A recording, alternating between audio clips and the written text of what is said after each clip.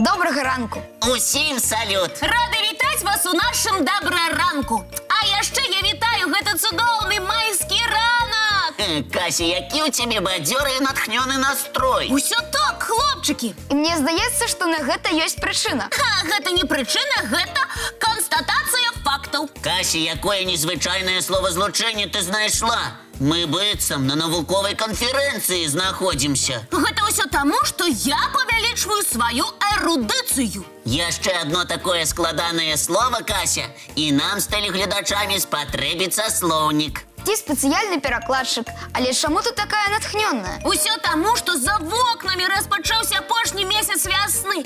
Самы духмяны і самы прыгожы. Сапраўды, у гэты месяц буйна ўсё квітнее. Так. Май лічыцца адным з самых шматкаляровых і маляўнічых месяцаў. Таму яго прыгажосць часта ўсхваляюць у вершах і песнях. І гэта не дзіўна. Майскія сады, ай, гэта ж сапраўдная казка. Ходзіш быццам паміж аблокаў, а яшчэ і водур такі салодкі, такі пахучы. А калі пачынаюць свісціць мухаўцы, здаецца, быццам сонечная рэчка выйшла з берагоў і разлілася па ўсім свеце.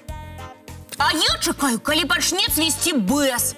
Так люблю яго водар і пышныя рознакаляровыя суквецці. Шукаеш кветачкі з 5 пялёсткамі? А як жа? А я чуў, што ў Мінску з кожным годам усё больш і больш людзей наведваюць батанічны сад, каб спецыяльна паглядзець на квітнеючы бэз. Ой, якая прыгожа традыцыя атрымліваецца. Уся справа ў тым, што ў батанічным садзе сабраныя самыя розныя віды бэзу, суквецці якіх вельмі ўражлівыя. Таму многія жадаюць пабачыць гэты момант. Гэта як у Японіі глядзець на сакуру? Атрымліваецца, што так. А ў Мінску таксама ёсць сакура. І нават у пачатку мая можна пабачыць, як яна цвіце. У батанічным садзе? І не толькі. Напрыклад, некалькі дрэўцаў ёсць у парку дружбы народаў. А давайте пагуляем. З задавальненнем. Адгадаць расліну па сусвеце. Хто больш адгадаў, той і выйграў. Мне падабаецца. А хто пачынае? Хто прапанаваў, той і пачынае. Вось, напрыклад, такія кветачкі. Глядзіце уважліва. Ой, якія буйныя і прыгожыя. Мне здаецца, што гэта каштан. Правільна, Кася, так і ёсць. Каштаны таксама цвітуць мае і хутка будуць упрыгожваць вуліцы нашага горада. Так, я наступная. Вось вам такія кветачкі. Ой, такія маленькія і далікатныя званочкі, якія цвітуць у маі. Здаецца мне, што гэта ландышы. Так і ёсць, Лесік. Ландышы – гэта не першыя лясныя кветачкі пасля зімы, але доўгачаканыя, як і пралескі. Зараз моя чарга. Так, вось мой варыянт. Што гэта за расліна? Гэта лёгка, гэта бэз. Не спяшайся, Алексей, тут трэба прыгледзецца. Гэта расліна нагадвае бэз і па колеры, і па кветках. Аднак гэта гіяцынт. Малайчынка, Кася, так і ёсць. Гіяцынт – гэта яшчэ адна з кветачак, якая буйна квітнее ў маі і цешыць наваколле сваімі яскравымі колерамі. Ой, сябры, я быццам адчуваю водар кожнай кветачкі. Дзякуй табе, Алексей, за гульню. Рады, што спадабалася. А я прапаную на гэтай духмянай ноце зрабіць мультипаузу. Хлопчыкі і дзяўчынкі, далучайцеся.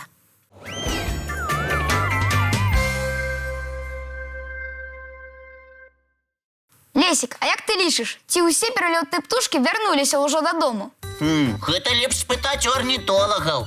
Але мне здаецца, што большая частка птушак ужо прыляцела. Так, птушкі ўжо не толькі прыляцелі, але ёсць і тыя, якія ўжо пабудавалі гнёзды і нават сталі высіджваць будучае патомства. А вы ведалі, што ёсць птушкі, якія могуць высіджваць яйкі некалькі разоў за лета? Не чулі. І што гэта за птушкі? Гэта дразды. Ой, як цікава. Лесік, а якія яшчэ ёсць цікавыя факты пра гэтых птушак? Запрашаю паглядзець і паслухаць.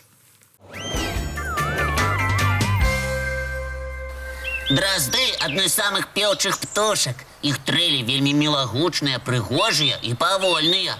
А яшчэ гэтыя птушкі могуць паўтараць самыя розныя гукі. Вучоныя вызначалі, што свае спевы дразды перадаюць сваім дзеткам быццам у спадчыну. Маладыя птушаняты вучацца пець у дарослых, развучваюць трэлі, свісты, а потым, калі вырастаюць, перадаюць свае звычкі дзеткам. У большай частцы дзяўчынкі і хлопчыкі дразды не адрозніваюцца паміж сабой. Але ёсць такі від, як чорны дрозд. Самцы гэтага віду маюць вугальна-чорнае апярэнне і яркую аранжавую дзюбу. А вось самачкі шэранькія і непрыкметныя. А яшчэ колер яек у гэтых птушак вельмі незвычайны, блакітны. Вучоныя пакуль не адказалі на пытанне, як гэта атрымліваецца. Дразды часцей за ўсё будуюць свае гнёзды на дрэвах і кустарніках, але чорныя дразды могуць віць гнёзды і на зямлі. Як і большая частка птушак, для жыцця дразды выбіраюць лясы, паркі і немнагалюдныя мясціны. Але ў апошні час заўважаць драздоў пачалі і ў горадзе. Сярэдняя колькасць птушанят у гняздзе каля 5. Маці і бацька даглядаюць іх разам, а калі неабходна, і разам абараняюць гняздо ад ворагаў. Якія цікавыя птушкі. Вось ён, багаты навакольны свет. Згодна, Аляксей. А яшчэ мне здаецца, што надышоў час глядзець мультфільм. Хлопчыкі і дзяўчынкі, запрашаем.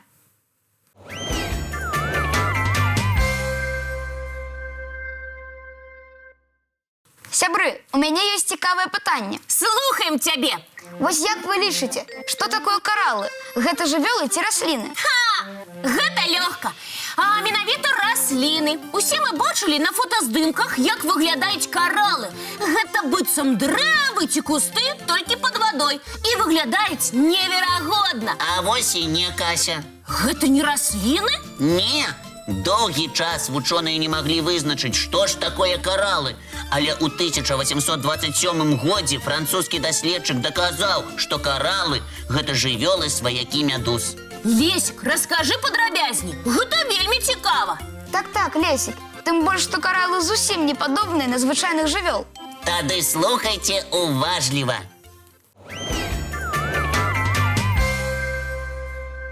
Каралы – гэта калоніі жывых арганізмаў, якія інакш называюцца каралавымі паліпамі.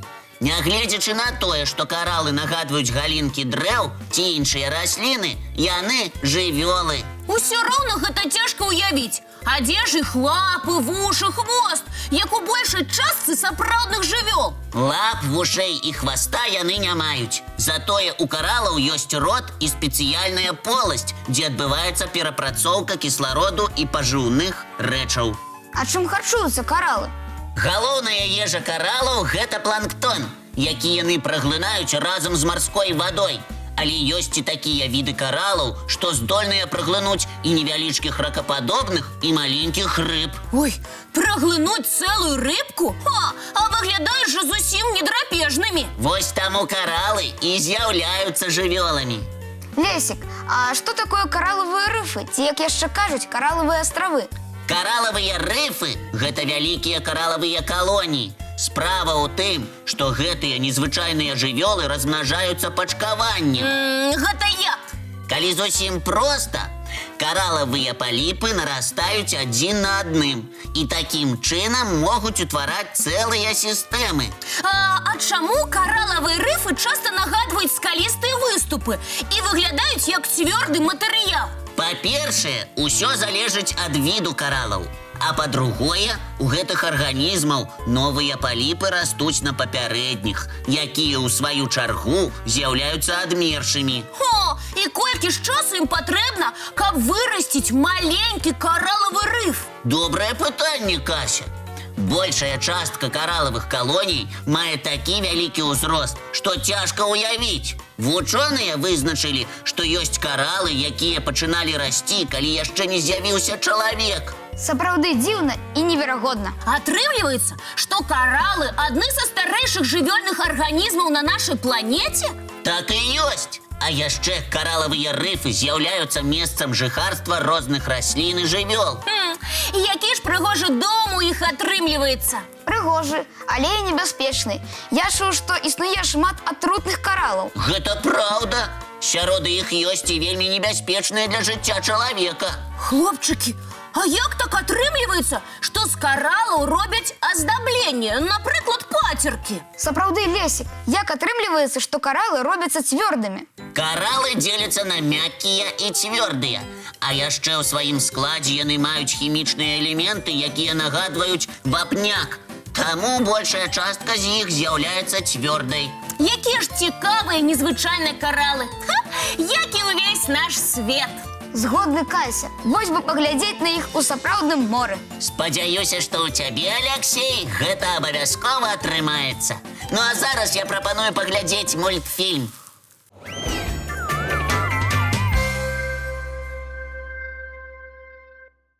Сябры, які ж цудоўны прыгожы ранак у нас атрымаўся. Аднак надышоў час развітвацца. Дзяўчынкі і хлопчыкі, жадаем вам добрага настрою, цікавых прыгод і адкрыццяў. А мы, як заўсёды, сустрэнемся з вамі зранку